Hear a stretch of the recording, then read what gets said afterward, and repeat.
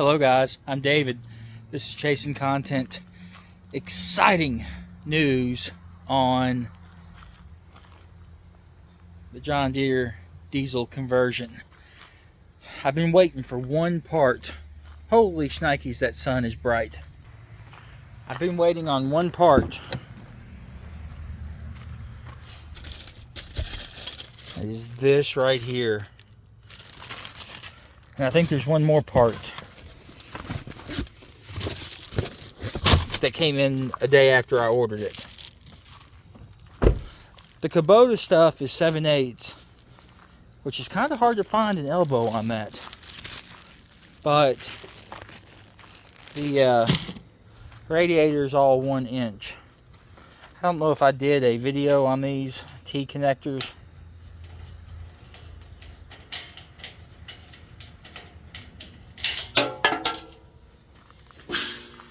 They make pulling the covers super easy like that.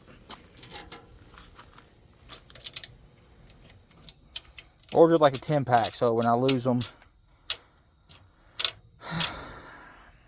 I've got more. Anyways, I know that this 90 is leaking, and that inline part goes up here.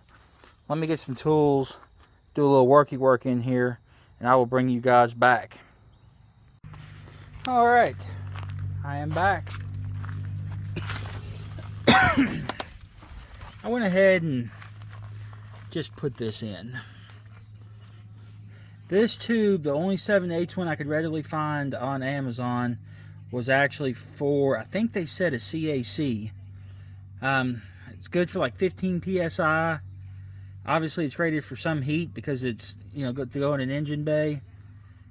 And the silicone stretches enough to get over a 1 inch coupling. 7/8, 1 inch. 1 inch coupling. I had it, when I temporarily did it, I had it down from 1 inch to 3/4. And I don't know as if that would really choke it down enough to make a difference, but I didn't particularly want to risk it. So that's what I did with that and that. For the upper, you've got also 7/8 and 1 inch. I used a 1 inch inline filler, which is ridiculously difficult to find. I found one on Amazon, as far as not quantity one, but one is in seller. I was able to lube that up and get that to go in the 7/8. I heard it stretch, and I think it's because this elbow is actually impregnated, so I'll have to pay attention. If that starts leaking, I'll actually just get another one of these. I'm happy with the workability of that. The only issue I had was it rubbing on this, so I stripped a piece of 3/8 hose and slid over that just to give it a place to rest. This one up here, I don't love it going between those injector lines, but I mean it fits really well the way it just kind of flows into the, you know, the upper radiator hose.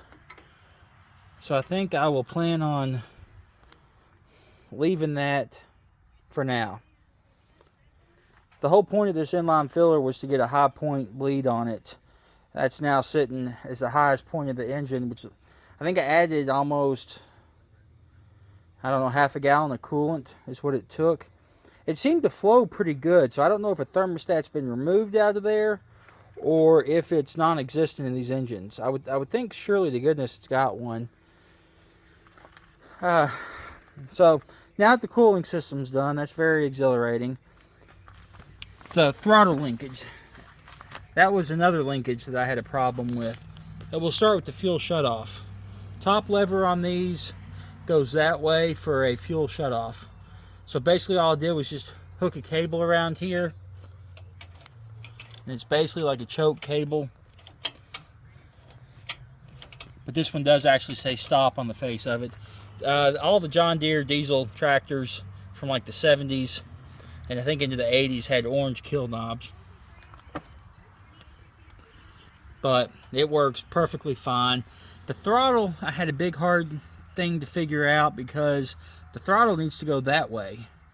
And what I've seen previous people do is they run around, come back this way, back into here, and either have a bracket or have it zip tied to this or whatever.